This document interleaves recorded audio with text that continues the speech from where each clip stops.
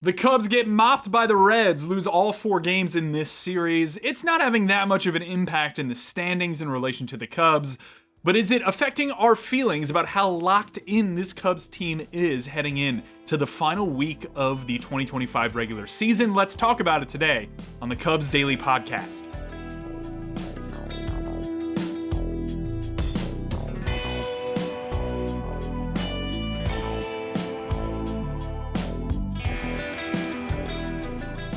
So a mop or a mopping of a team is losing all 4 games in a 4-game series. It's coined, I believe, by my friends over at Cespedes Family Barbecue, Jake Mintz and Jordan Schusterman. They do a really good job in their podcast, and I had to bring it in here because the Cubs haven't been swept in a 3-game series all season, but they lose 1-0 today to the Reds, and now have been swept in a 4-game series. All losses in this 4-game set by 3 runs or less. This game came down to basically 3 spots with runners in scoring position for the Cubs. Taillon pitched incredibly well, but at the end of the day, if you're not scoring a run, then you're probably not going to win a game. The last one of those RISP opportunities came in the 9th inning with PCA up, men on first and second. 2 outs, couldn't convert. PCA not really happy with the strike zone overall. The other 2 spots were in the 3rd and the 4th innings off Andrew Abbott, who continues to defy his underlying metrics and put up really strong production across his 2 seasons in Major League Baseball. Both times in the 3rd and the 4th, he had back-to-back singles with less than 2 outs, and neither led to runs. Disappointing weekend overall for the Cubs, no question about it. This is kind of a weird spot for the Cubs, I would say, because these games kind of have like 0 impact on the Cubs in the wildcard standing. They're probably, or at least highly probable, to host a series at Wrigley, and it's most likely going to be the Padres. However, from a vibes check standpoint, yeah, you'd like to feel like they have a little bit of momentum going into the wildcard round for whatever that is worth. Now, of course, they still have some time to build that up. We have 6 games left here, 3 against the Mets, 3 against the Cardinals. The Cardinals are 5 below 500, but they're not going to lay down against the Cubs at Wrigley Field with the chance to make them feel uncomfortable going into a playoff series. And the Mets, as we're about to talk about, really need to win probably at least 2 of these games against the Cubs to have some shot of a wild card berth as the 3rd seed. The Cubs are obviously the 1st. It's a tough balance to strike, so let's hear what manager Craig Counsell has to say about it before previewing a big series against the Mets. We pitched super well. J-Mo was excellent. But we couldn't do anything offensively. No extra base hits, 5 singles, couple of walks. And that's, we didn't really create a lot of. We had some innings that looked promising, but they ended pretty quietly. Yeah, look, I mean, in the big picture, we went 3-4 on the road trip, and that's not great. It's not an awful road trip. The last 4 days didn't go our way, but essentially we've got something in front of us for this last week, and we've got to look at that as a good thing. We want to win some games this week and earn that, and earn home games. Earn a home game on Tuesday. That's what we want to earn, and this series is made next week. We're going to have to work to do that. I think that's a pretty good way to articulate things by manager Craig Counsell there. Because you drop these 4 games in Cincinnati, now what happens is you can't really take your foot off the gas as much as you maybe would have hoped heading back home for 6 games to close out the season, even though you swept a pretty bad Pirates team. But that's the situation the Cubs have put themselves in, incredibly likely to host a game, or this entire series of this 3-game wildcard play-in at Wrigley Field. But before we get to that wildcard series, you got to face the Mets for 3 games. This is a huge series for the Mets, and I don't think if you look back at the beginning of September, you would have thought that was the case, but the Mets rattled off, I think it was like an 8 or 9 game losing streak at one point. They entered Sunday, the Mets did, with a 1-game lead over the Reds. Those 2 teams, the Mets and Reds, are now tied for the 3rd wild card. And the big thing the Cubs are going to have to combat with the Mets is that they have one of the best offenses in the sport. 3rd best weighted runs created plus in baseball, behind the Yankees and the Dodgers. They're actually similar in a lot of ways to the Cubs in the aggregate when you zoom out and take a look at the 2025 season. But if you look since the All-Star break, the Cubs just haven't really been that great. They have the 17th best offense in baseball per WRC+. The Mets have basically been a metronome offensively all season, sitting top 5 for the majority of the year in every offensive category for the most part. They don't strike out a ton, they walk a lot, they slug a lot, they have good batting average. This team is really focused from an offensive standpoint on Juan Soto, Francisco Lindor, and Pete Alonso, 3 hitters. Pete, the killer, has obviously had a pretty incredible stretch at Wrigley Field in his career. I imagine we will have some boards on our broadcast about how much he dominates Wrigley.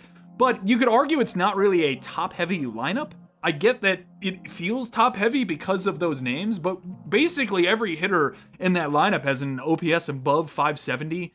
They have a really interesting combination at third base, and they mix some guys around the infield. Brett Beatty, Mark Vientos, they flip between. Brandon Nimmo and Jeff McNeil are really good above-average hitters. Not really good, but just above-average hitters from the left side of the plate that they match up a lot. Francisco Alvarez has been injured a lot this season, but when he's on the field, he's been really good offensively. They have studs at the top, and then they kind of mix-match after the 5th spot in the order. Luis Angel Acuna, who's the brother of Ronald Acuna, is another name that mixes in at shortstop and second base a lot of the time. The problem with the Mets this year has been their pitching. Kodai Senga is currently at AAA.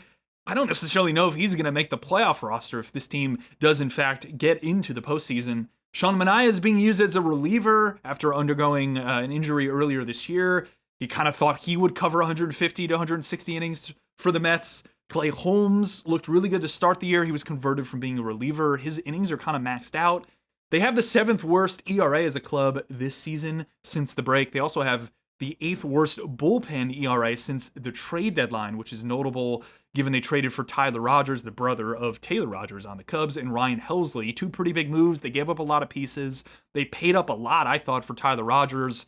And because of that, they really haven't been able to separate from anybody with the 3rd wild card, despite the fact that they upgraded at the deadline and have had a really good offense for most of the season. The Cubs are going to see David Peterson on Tuesday, Jonah Tong, and Brandon Sproat.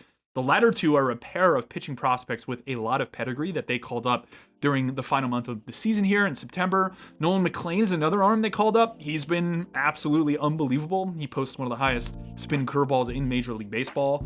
But he threw Saturday, so the Cubs should miss him. Tong is an interesting guy that I think we're going to try to break down either Tuesday or Wednesday on our pregame show, so make sure to tune in. Really wacky pitcher with some crazy kind of movements on the mound. Everyone comps him aesthetically to Tim Lincecum. He's had really mixed results, but good his last time out. Sproat is more of like a high floor arm, but he's also, again, the guy that teams don't have a ton of a book on overall. He's pitched a lot at AAA, but he's made some changes throughout the season, and his velo ticked up from about 96 to 97.5, so there's some variance in his profile as well. And one thing as I start some postseason prep here for the Cubs is that they've been not so great versus velocity this season.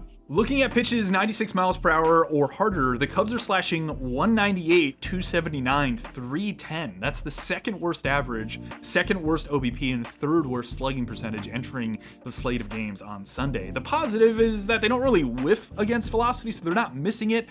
They just have a really hard time doing damage against it. And you could say that, every team kind of struggles versus good velocity, but in putting it in the context of being one of the universally 3rd worst teams in baseball against 96 plus, I'm a bit worried that as you get into the postseason, you start to see a higher concentration of 96 plus coming out of the pen. The starters that are chosen to start are generally those that are throwing harder. It's going to put a lot of pressure on this offense, which also hasn't been that good. So to me, this is obviously a huge series for the Mets. I've said that a couple times. They probably have to take 2 of these games to have the privilege of going into LA against the Dodgers and probably getting smoked overall. But from the Cubs' perspective, I get it feels like none of these games matter, but I do think you start to see some signal in these subtle situations where, again, if they're not great versus velocity, show me in this last week that you can hit velocity. You can hit young velocity, which is probably the easier velocity to hit because these guys are young pitchers. They don't have the pedigree of a Jameson Taillon or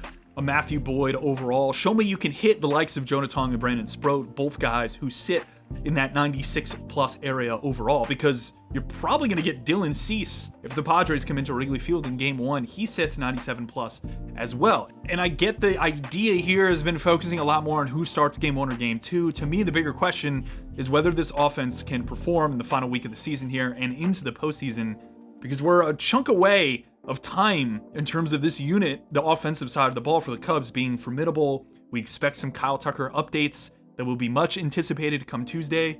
We'll also probably have some bullpen moves. Daniel Palencia, Ryan Brazier, both at AAA, likely coming off the IL as the AAA season finished up on Sunday. So a busy week ahead.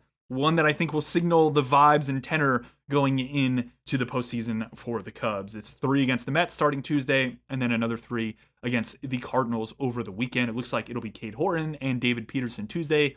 That is a 6:40 Central Time start at Wrigley Field, 5:30 pregame show for us. We hope to see you there. Take care.